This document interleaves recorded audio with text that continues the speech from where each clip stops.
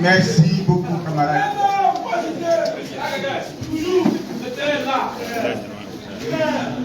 Quand on voit ça, on ne peut qu'être heureux. Applaudissez-vous. Applaudissez-vous. Merci au camarade Edoukou qui a parlé au nom de Nioulé. Le camarade secrétaire national chargé des structures scolaires universitaires, membre du bureau de la Ligue des Jeunes, il faut le saluer. Mais il a parlé parce que son chef n'était pas là. Son chef est arrivé, il dit Stéphane, il faut le saluer. Je suis content de vous, je suis vraiment fier de vous. Et dites à nous, je suis content du travail que vous faites. Merci. Ne vous arrêtez pas. Continuez jusqu'à la victoire en 2025. Merci, camarade fédéral. Merci pour ta présence. On t'a pris comme ça, mais tu as fait l'effort d'être là. Et merci d'être là. Merci, Kame, Zambi Balobin, Diki Stéphane, Pouti, Dika. Merci à vous. Merci au camarade Carlos. Merci au camarade Carlos. C'est notre homme de terrain. C'est notre homme de terrain. Vous savez, en politique, il y a des grades. Hein. Moi, je suis l'ouvrier supérieur. Lui, il est l'ouvrier inférieur. Merci, Carlos. Nous sommes des ouvriers autant que nous sommes. Nous sommes des ouvriers au service de Bako Laurent. Merci, Carlos. Merci d'aimer d'être ouvrier pour Bako Laurent.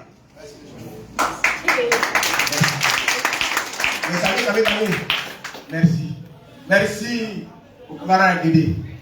Aguédé est le parrain des étudiants. Il est le parrain des étudiants.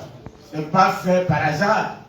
C'est nous qui avions conçu qu'Aguédé soit le parrain des étudiants.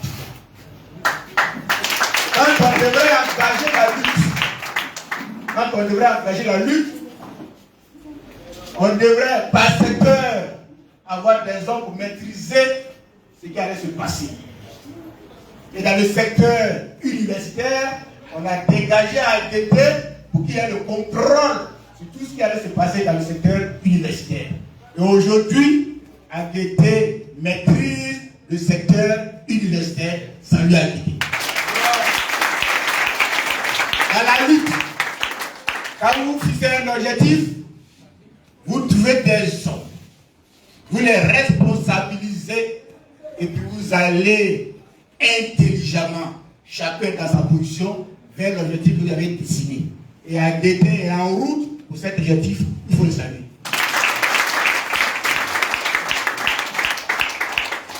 Merci d'être là, camarade Corée.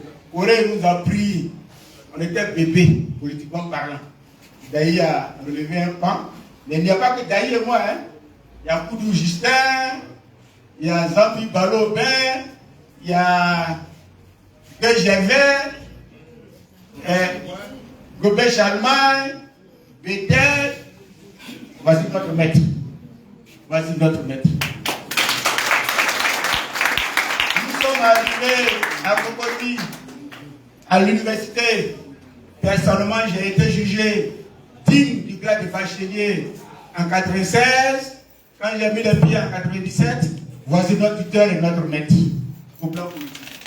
Ils nous ont accueillis et ils ont commencé à nous encadrer jusqu'à nous intégrer dans les structures au point où, en 98-99, j'ai été le secrétaire général de toutes les sections pas universitaires, toutes les sections JFPI de Cocody. Mais il était mon secrétaire d'organisation. Il a toujours été mon secrétaire d'organisation. C'est un grand organisateur. Merci beaucoup. Avec Corée, on avait Gaumont, on avait Koulibaly Siaka, on avait bien d'autres aînés qui nous ont encadrés. Et quand je vois Corée, je pense à Gaumont Dabou Jean-Baptiste. Il faut saluer Gaumont Dabou Jean-Baptiste. Merci encore une fois, mec. Et c'est un philosophe. C'est un philosophe. Aujourd'hui, il n'a pas voulu faire un coup de Karl Marx, un coup de Hegel ou Lénine. C'est un grand formateur. Daï, c'est quoi? Quoi, c'est Daï. Daï, c'est quoi? Quoi, c'est Daï. Plus d'une fois, les gens ont tenté de séparer quoi et Daï. Et Daï a toujours dit, si vous parvenez à séparer Sangaré de Bako, vous allez pouvoir parvenir à séparer quoi de Daï. Quoi c'est Daï, Daï c'est quoi? On ne peut pas nous séparer. C'est comme ça, nos frères. C'est comme le Tiamako et puis le Baka. On ne peut pas les séparer. Mais je voulais vous saluer. Je voulais vous dire merci d'être là. Applaudissez-vous vous-même. AGD a initié cette opération depuis le 19 novembre. Et nous suivons de près cette opération. Nous voyons comment vous êtes organisés. Nous voyons comment vous essayez de visiter secteur par secteur tout le territoire de Cocody pour amener les gens à s'enrôler, pour amener les jeunes de 19 ans, de 18 ans, 19 ans, 20 ans, 21 ans et plus à s'enrôler. C'est une opération essentielle, capitale, une opération importante pour le PPACI, mais pour la Côte d'Ivoire elle-même. Parce que très longtemps, on est resté en marge de cette opération-là. Le parti de Bako Laurent, très longtemps, est resté en marge de cette opération. Vous vous en souvenez? On a même fait une conférence de presse pour dire qu'on boycottait tout ce qui était lié aux élections. Mais c'est pour la question de principe. C'est pour la question de principe. Parce que notre guide, notre leader, notre chef était en prison. Il fallait que nous mobilisions toutes nos forces, toutes nos intelligences, pour que notre chef, notre leader, recouvre la liberté. Pour qu'il regagne son pays, sain et sauf, flanqué de vérité et de justice. Ce combat-là était primordial pour nous, militants. Ou bien, ce combat-là était le plus important de tous les autres combats. Comment obtenir la libération de Bako Laurent? C'était notre préoccupation. On n'avait pas Dieu pour autre chose. On n'avait pas Dieu pour autre chose. On n'avait pas de cœur pour autre chose. À quoi sert bon d'aller à des élections quand tu en pleures? Parce que celui qui doit guider vos pas, qui doit conduire votre vision est incarcéré loin de son pays pour des raisons qui n'en valent pas la peine. Il fallait nous concentrer sur le combat de la libération de Bako Laurent. Et vous, vous vous êtes concentrés sur ce combat-là. Et vous, vous avez donné le meilleur de vous-même. Et vous, vous êtes restés déterminés. Et vous, vous êtes restés engagés, dévoués, mobilisés. Et ensemble, avec les Ivoiriens, nous avons obtenu la libération du président.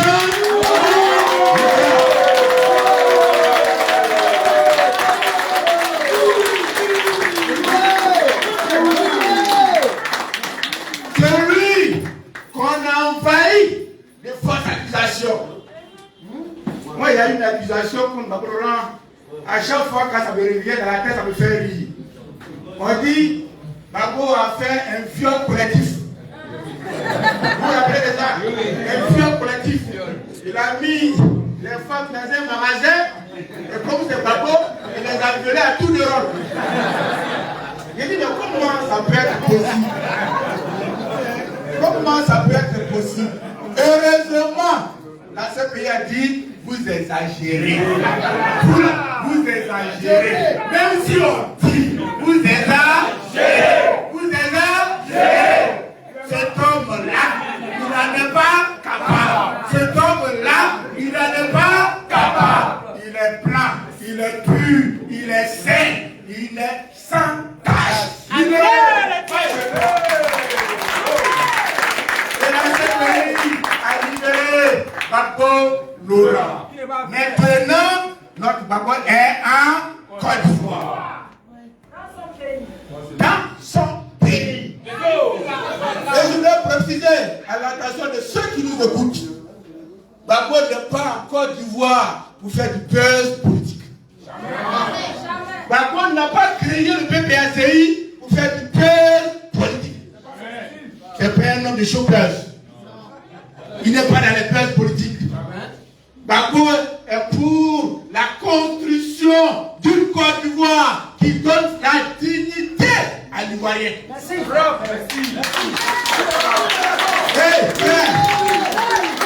Hey, frère. Hey, frère. Hey, frère. Si tu n'as pas compris le combat de Gbagbo Laurent, viens demander à Corée-Antoine. Gbagbo n'est pas dans le buzz politique. Gbagbo ne se compare à personne. Gbagbo est unique en son genre. Gbagbo n'est pas le camarade de quelqu'un. En Côte d'Ivoire ici, de tous les leaders politiques, il n'y a pas un qui est comparable à Gbagbo. Il n'y en a pas. En Côte d'Ivoire ici, je le dis à justice, mais les années de prison, 3 ans au camp pénal, ça m'a mûri. J'ai étudié la politique. J'ai étudié les hommes politiques. J'ai étudié Alassane Ouattara. Son régime politique est basé sur le texte politique. C'est ça. Alassane Ouattara, ça fait une année. Alassane Ouattara, il s'en fout de l'être humain. Il s'en fout de l'Ivoirien. Il s'en fout de la vie chère. Il s'en fout de la pauvreté. Alassane Ouattara, c'est plus la ressource du pays. C'est la richesse et la richesse au plan.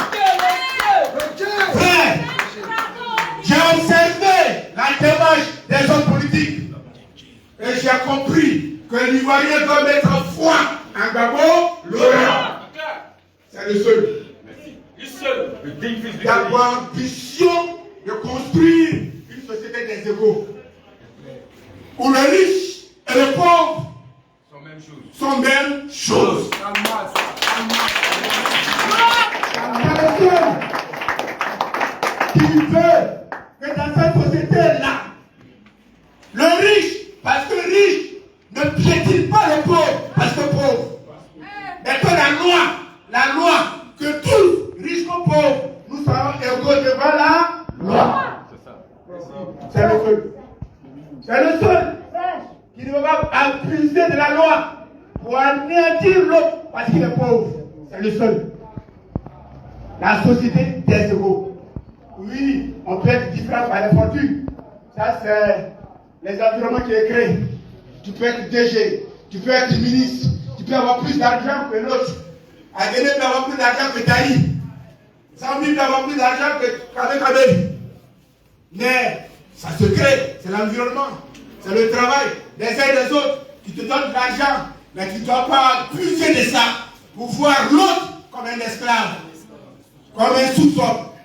Et Gbagbo Laurent veut que les Ivoiriens soient égaux les uns les autres. Je vous explique ça. Je vous explique ça pour que vous compreniez qu'on n'est pas la même chose avec ceux qui cherchent le pouvoir. On n'est pas la même chose. Nous luttons pour des valeurs. Nous luttons pour des principes. Gbagbo Laurent veut construire une société où l'Ivoirien a toute sa dignité, a toute sa fierté. Même pauvre, il est digne. Même pauvre, il est digne. Et c'est pourquoi, pendant sa gouvernance, il a fait en sorte que les richesses du pays puissent profiter à tout le monde. Il y avait pour preuve le café de cacao. On n'en parlera pas. Mais les Ivoiriens mangeaient dans leur faim. J'avais des preuves, l'EVA, grâce à la politique de Gbagbo Laurent, les Ivoiriens, planteurs, agriculteurs, mangeaient à leur faim. Ou bien, d'abord, on est le seul qui veut que nous vivions en démocratie. Ça veut dire quoi? Regardez, Agueda qui était en prison il n'y a pas longtemps. Et pourquoi? Parce qu'il a dit que le troisième mandat est anti-constitutionnel. Il n'a pas incité les guerres. Il dit le troisième mandat là, c'est anti-constitutionnel. Ça veut dire quoi? Ça veut dire que le troisième mandat là, Agueda dit c'est pas conforme à la Constitution. Est-ce que pour ça on doit mettre quelqu'un en prison? Non. Est-ce que pour ça on doit mettre quelqu'un en prison? Mais on l'a mis en prison. On l'a mis en prison. Parce qu'on est le seul qui veut que nous vivions en démocratie. Ça veut dire quoi en démocratie? Ça veut dire que nous sommes ici là. Si Edoukou dit ce que vous dites n'est pas d'accord avec ça, ça ne nous donne pas le droit de mettre Edoukou en prison. Il faut respecter la minorité. Il faut respecter le point de vue de la minorité. Encore que vous n'êtes pas majoritaire. Encore que vous n'êtes pas légitime. Encore que vous êtes des usurpateurs. Encore que vous êtes des bricoleurs. Encore que vous êtes des braqueurs.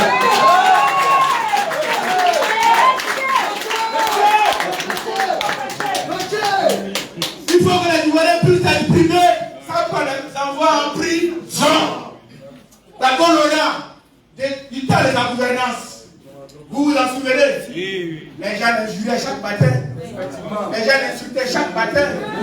J'ai dit à l'opposition, je le répète ici, ils avaient même créé des journaux spécialement pour insulter Babou. C'était la ligne éditoriale de ces journaux-là. C'était comment détruire l'image, salir l'image, discréditer Babou dans l'opinion nationale et internationale. Ils avaient même pris l'argent pour payer des journalistes à l'extérieur pour salir l'image de Babou Laurent. Mais en tant que président de la République, il n'a jamais mis un journaliste en prison. Il n'a jamais mis un opposant en prison. Il n'a jamais mis quelqu'un qui le critiquait en prison. C'est cela la démocratie, la liberté d'expression. Et c'est pas possible de nous offrir ça. Mais mieux, la souveraineté. Chers amis, allez-y dire aux gens ce que c'est que la souveraineté. Parce que quand on parle de souveraineté, les gens croient que c'est affaire d'âge. Quand on parle de souveraineté, ils parlent d'âge. Non, Babou est vieux. Babou est plus vieux que le président des États-Unis. Babou est plus vieux que Biden. Babou est plus vieux qu'Alassane Ouattara. Mais la fraîcheur des idées de Babou Laurent le rend encore plus jeune. La fraîcheur des idées, de la vision, de la politique, de la théorie politique de Babou Laurent le rend encore plus jeune. Et l'un des jeunes que nous connaissons, c'est très vieux. La souveraineté. Ouattara a parlé d'émergence. Ça allait où? Il a oublié ça. Parce que, chers amis, le développement d'un pays, l'émergence d'un pays, la démocratie d'un pays, tout cela est lié à sa souveraineté. Si vous n'êtes pas souverain, vous ne pouvez rien. Mais un pays qui ne contrôle pas sa monnaie, un pays qui ne contrôle pas sa monnaie, un pays qui accueille une base militaire étrangère, non, un pays qui reçoit de l'extérieur, des puissances extérieures, ce qu'il doit faire, il se développe comment? En ligne de conduite. Qui dit, je vais construire 10 écoles en 2022. Ceux qui te commandent, ils te disent, non, 10 écoles là c'est trop, il faut faire 2. Tu te développes comment? Tu dis, je vais construire 10 centres de santé. Ceux qui te commandent, ils te disent, c'est trop, il faut faire un seul centre de santé. Tu te développes comment? La France elle s'est battue pour sa souveraineté. La France, elle s'est battue pour sa démocratie. La France, elle s'est battue pour la République. Vous vous rappelez, 1789, la société française était composée d'un noble, le roi et la cour, des clergés, l'église, et puis le tiers état. C'est-à-dire que les en bas de l'homme. Et en bas de l'homme, là, ils ont pris leur responsabilité. Et puis, ils ont fait advenir la France ce qu'on appelle la République française. Il y a eu la révolution de 1789. Parce que les pauvres ne voulaient pas demeurer pauvres. Les faibles ne voulaient pas demeurer faibles. À un moment, ils ont dit non, trop c'est trop. C'est quel pays ça? Où le roi seul a droit à la chasse? C'est quel pays ça? Où le roi seul a droit à la pêche? Et des jeunes gens comme Mirabeau, des jeunes gens, là je passe le contrôle de mon maître, des jeunes gens comme Robespierre ont pris leur responsabilité et il y a eu la Révolution française en 1789. Et la première République française, a été proclamée en août, le 10 août 1792.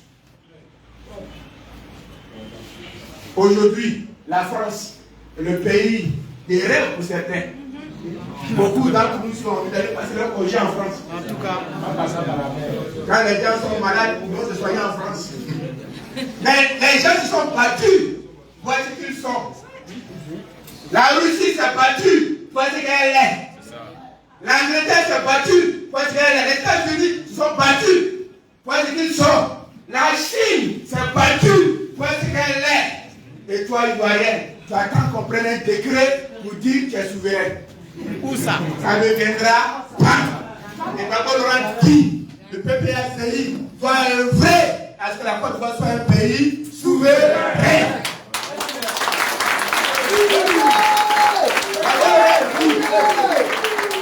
Je vous dis ces choses-là. Je vous dis ces choses pour que vous compreniez pourquoi nous on avait Gbagbo.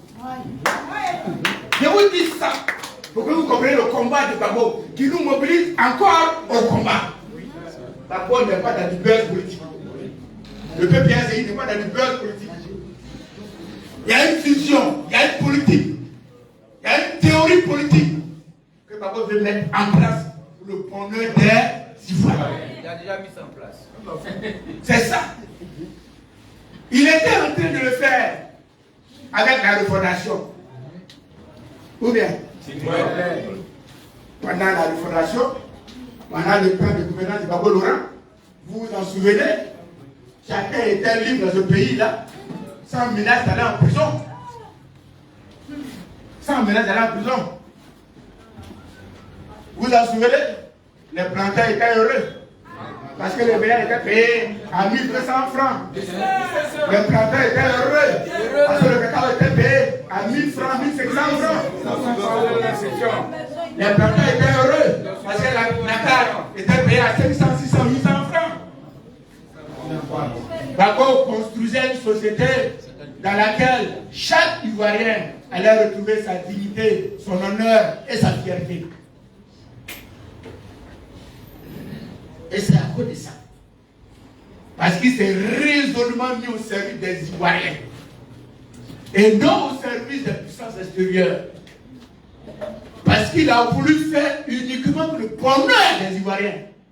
Et non le bonheur des puissances qu'on a bombardé. Est-ce que vous comprenez ça? Est-ce que je parle à quelqu'un?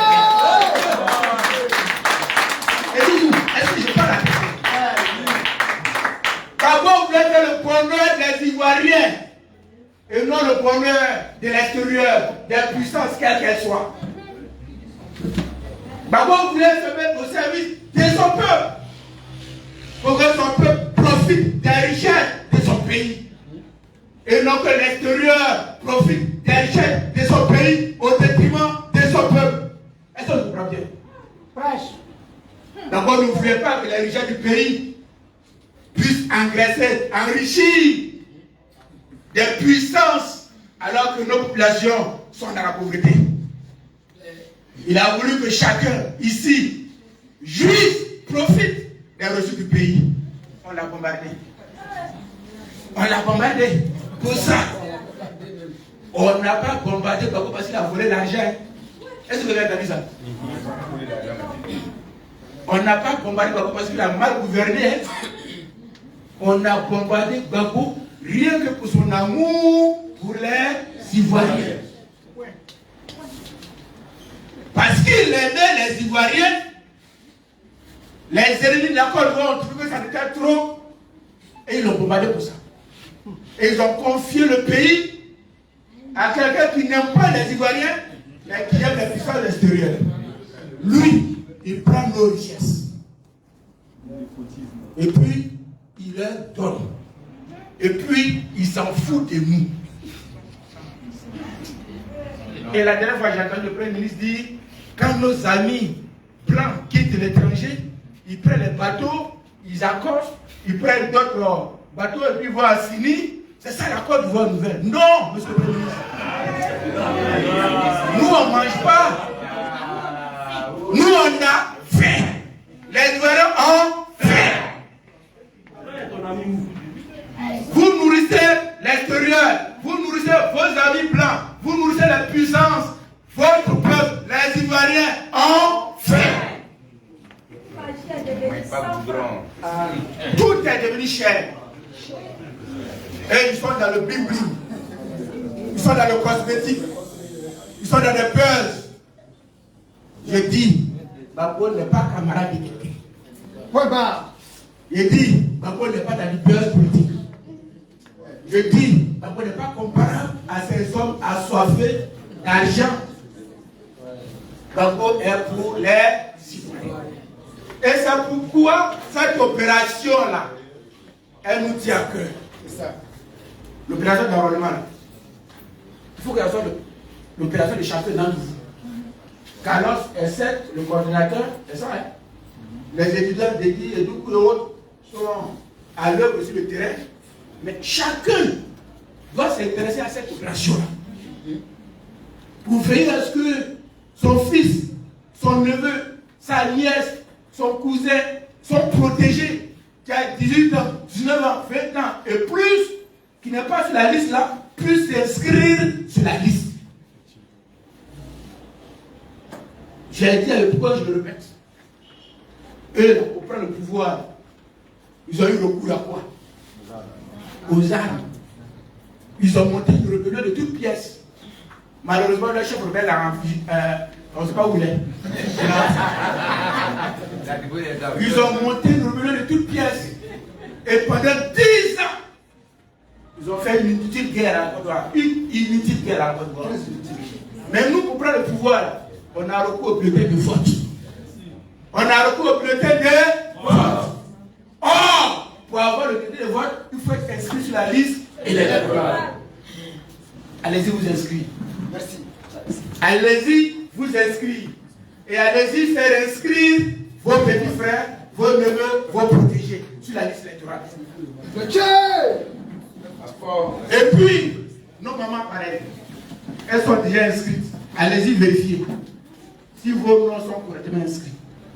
Parce que ceux-là, ils changent les noms. Ils changent les noms. Donc allez-y vérifier si vos noms sont correctement inscrits. Et si le lieu de vote dans lequel vous votez là, c'est ça qui est effectivement là. Parce qu'ils peuvent changer. Maintenant, pour ce qui concerne la transhumance, donc ça fait qu'à constituer des équipes de vigilance. Il a donné le nom de lieu de vote, le nom de lieu d'enrôlement.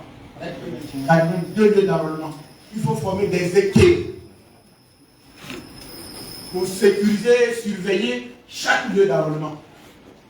Si vous voyez que dans chaque lieu d'enrôlement, il y a des choses pas catholiques qui se passent, appelez ADD, appelez le camarade Corée ICR, appelez quoi, appelez Daï, appelez qui vous plaît, pour qu'on vienne mettre l'ordre. Il faut qu'on soit vigilant, parce qu'ils sont des fraudeurs. Il faut qu'on soit vigilant, parce qu'ils sont des tricheurs. Eux-mêmes, ils savent que s'il y a une élection phare, ils ne peuvent pas gagner Gbagbo Loura.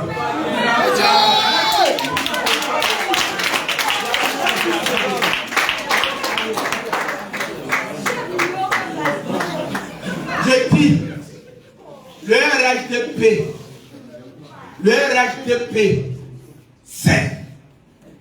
Alassane Ouattara, c'est. Le parrain savent que s'il y a une élection démocratiquement organisée en Côte d'Ivoire contre Gbagbo Laurent, ils ne peuvent pas. Alassane Ouattara, s'il a trop gagné dans une élection propre en Côte d'Ivoire, c'est 25%.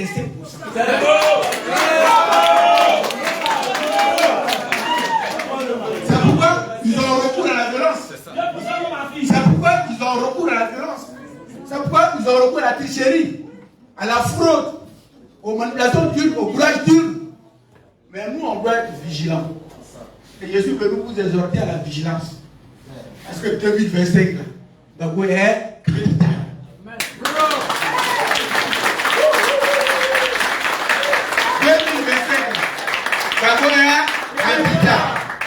Vous l'avez suivi, non? Il s'est inscrit sur la liste électorale, non? Oui. Vous l'avez suivi, non? Oui. Il s'est inscrit sur la liste électorale, non? Oui. Leurs chroniqueurs qui disent Gbagbo est radié de la liste, Gbagbo est ceci, cela, cher ami, c'est la peur de leur dire ça. Vous, restez concentrés, restez déterminés, restez debout, parce que nous allons gagner en 2025 avec Gbagbo.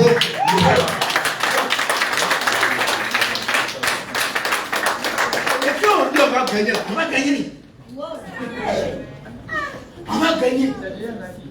Nous on ne trie pas l'adversaire. On ne sait pas qui sera notre adversaire. Mais quel que soit l'adversaire qui va se présenter devant nous, ou bien quels que soient les adversaires qui vont se présenter devant nous, Gbagbo Laurent va gagner. C'est ce travail-là qu'on a train de faire. Le travail d'inscription d'un nouveau majeur sur la liste électorale. Le travail de vigilance sur la transhumance qu'ils sont en train de faire. Le travail scientifique que nous allons faire. Alors, Aguedé l'a dit, mais il faut qu'on ait scientifiquement, à Cocody, le nombre de nouveaux majeurs qu'on a inscrits. On aurait dit en temps normal, on doit inscrire 11 000. Dans les 11 000, si on a eu 6 000, c'est bon. L'opération a commencé le 19 novembre. Jusqu'au jour d'aujourd'hui, on a pu inscrire combien? Il faut nous faire un point. Dans tous les secteurs, il faut qu'on ait un point. À Cocody, on a pu inscrire combien? À Benjerville, on a pu inscrire combien? À Issia, on a pu inscrire combien? À Bongwanou, on a pu inscrire combien? À Bangourou, on a pu inscrire combien? À Gandua, on a pu inscrire combien? À Seifra, on a pu inscrire combien? Sur tous les territoires, on a pu inscrire combien? Il faut être qu'on fasse vigilant. Il faut qu'on les inscrive effectivement. Ceux qui n'ont pas de pièces, aussitôt que quelqu'un te dit qu'il n'a pas de pièces, tu le mets en contact avec Aguedé, ici à Cocody, pour qu'il fasse vite ses pièces. C'est le cas de la solidarité. Même si on doit le mettre au dos pour l'accompagner à la justice, on va le mettre au dos pour l'accompagner à la justice. Il est dans cette cas de nationalité. Tu as compris? On n'est pas là pour s'amuser. On est là pour une victoire éclatante. On n'est pas là pour s'amuser. On est là pour une victoire triomphante. Et on va triompher avec Gbagbo Laurent. Et si on s'amuse, c'est des fraudeurs. Si on s'amuse, c'est des tricheurs. C'est pourquoi il faut renouveler des vigilances. Est-ce qu'on peut compter sur nous?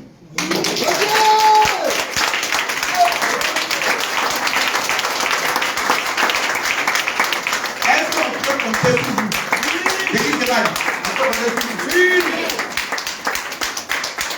Jusqu'au dernier jour, il faut qu'on soit dans le cours, dans les domiciles, dans les familles, pour faire enrôler les gens. Jusqu'au dernier jour. Tant que l'opération va plus faire, on ne doit pas avoir de repos pour nous-mêmes. C'est quand l'opération va finir qu'on va se reposer au moins 2 jours avant d'aller à autre chose. Mais tant qu'on est dans l'opération, il faut que nous soyons dans l'opération. Sans ruse, sans tricherie. Il ne faut pas qu'on vienne mentir à Aguedé pour dire on a enrôlé. Alors que c'est faux. On ne joue pas à la liste électorale. Eux là, regardez bien. En 2010 déjà, Ils ont un type avec gouverneur Mambé, de façon on appelle le Mambé, qui était à la CEI là. Vous vous rappelez? En 2010 déjà, il était en train de frauduleusement inscrire des gens sur la liste électorale. En 2010. Moi je ne sais pas, il m'a fait comme Daniel. En 2010, le Mambé, c'est lui non? Le Mambé, anciennement président de la CEI, aujourd'hui gouverneur du district d'Abidjan. En 2010, il se cachait la nuit pour inscrire près de 400 000 personnes sur la liste électorale. Et puis on l'a attrapé. Et puis on l'a attrapé. Quand on l'a attrapé, ses cheveux ont poussé jusqu'à ses yeux, tellement il était plus de honte. En 2010, déjà il était dans les fraudes. En 2013, on n'a même pas fait les élections aussi, hein. Par exemple, peut-être. Mais là encore, ils ont inscrit des personnes étranges sur les listes électorales. En 2018, 2020 même, encore, ils ont inscrit des personnes étranges.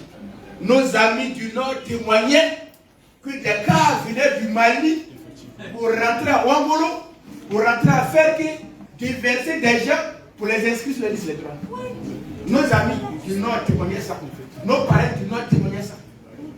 Des cas venaient du Burkina Faso, des Guinées même souvent, pour venir inscrire les gens à Ama. Guinée, viens inscrire à Ama et à Ganane. Burkina Faso, viens inscrire. Mali, viens inscrire sur la liste électorale. Sur notre liste électorale. Alors qu'on n'était pas dedans. Hein. Mais entre eux, ils devraient se convaincre que seule la tricherie pourrait faire gagner. Entre eux, ils devraient se convaincre que seule la fraude pouvait les faire gagner. Et puis ils fraudaient entre eux sur la liste électorale. Aujourd'hui, là, le Mali dit ses frontières sont fermées. Aujourd'hui, là, le Mali dit Côte d'Ivoire, votre affaire, on n'a plus de temps. Donc, le Mali, ce n'est pas évident que le Mali fasse venir des cars en Côte d'Ivoire, à Ouangolo, à Niélé, à Ferke, à Tengrela, à Pogo, pour s'inscrire sur la liste électorale. Ce n'est pas évident. Ce n'est pas évident que le Burkina Faso qui est préoccupé par sa propre sécurité fasse venir des gens pour venir s'inscrire sur la liste de Côte d'Ivoire. Ce n'est pas évident que la Guinée, qui est préoccupée par sa sécurité, fasse venir des gens ici. Donc aujourd'hui, ils sont embrouillés. Si on ne fait pas attention, ils vont aller prendre maintenant les morts. C'est pas évident, il faut qu'on soit vigilant. Il faut qu'on soit vigilant. Est-ce qu'on est d'accord avec ça? Oui.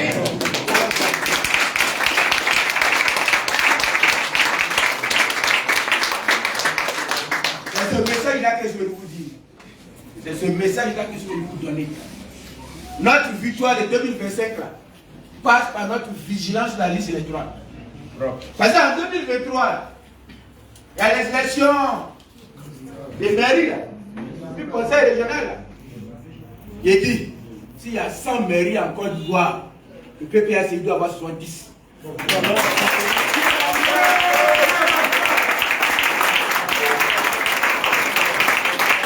Et puis, et je le répète, s'il y a 100 mairies en Côte d'Ivoire, le PPAC doit avoir 70, nos alliés, nos camarades du PDCI 20, 25 plutôt, et puis le RAGP 5. Donc, on ne peut pas s'amuser. Quand on crée des partis politiques là, s'installe ce qu'on appelle la concurrence politique. Quand on crée des partis politiques, c'est ça qu'on appelle la concurrence politique. La course n'est pas à qui mobilise. La course est qui a des électeurs. Est-ce que tu comprends bien? Qui a des électeurs? Parce qu'en réalité, ce sont les électeurs qui donnent le pouvoir. La foule, elle se mobilise. Et dans la foule, il y a des curieux. Il y a même des infiltrés. Il y a même des gens du régime qui viennent grossir la foule. Parce qu'ils veulent vous enregistrer ici, là. Par exemple, il peut y avoir des gens, la police, hein, c'est comme ça qu'ils font un daï. Ils viennent en civil, et puis ils applaudissent. Pendant ce temps, ils sont de filmer pour voir ce que quoi va dire. Et puis demain, on dit quoi, viens. C'est ça le fou. Il faut à tout le monde dedans. Mais les électeurs, c'est ceux qui décident. Quand ils se lèvent de leur domicile, ils disent moi, la mère, voter d'abord Laurent. Donc, nous avons besoin aujourd'hui d'électeurs. Chacun de vous doit devenir électeur. Nous devons devenir des électeurs. Soyons donc des électeurs pour voter Babo Laurent. En 2027, nous allons accompagner Babo Laurent au pouvoir. Et nous allons faire asseoir Babo Laurent sur le fauteuil présidentiel. Est-ce que c'est comme ça? Je répète, en 2025, les Ivoiriens du Nord, de l'Est, de l'Ouest, du Sud et du Centre vont se mobiliser dans une volonté de réhabiliter Babo Laurent, l'accompagner au pouvoir, au palais présidentiel et le faire asseoir sur le fauteuil présidentiel.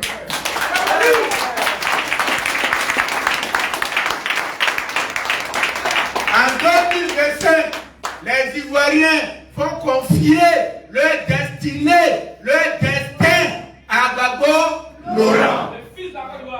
En 2025, Babo Laurent va prendre le volant de nos vies et conduire nos vies. En 2025, nous allons donner la possibilité à Babo Laurent de changer effectivement ce que le RHDP a gâté. Donnez-moi 5 ans. 5 ans seulement. Je m'appelle Alassane Draman Ouattara. Certains m'appellent Ado. Donnez-moi 5 ans. 5 ans seulement. Je vais changer vos vies. Regardez nos vies. Regardez nos vies.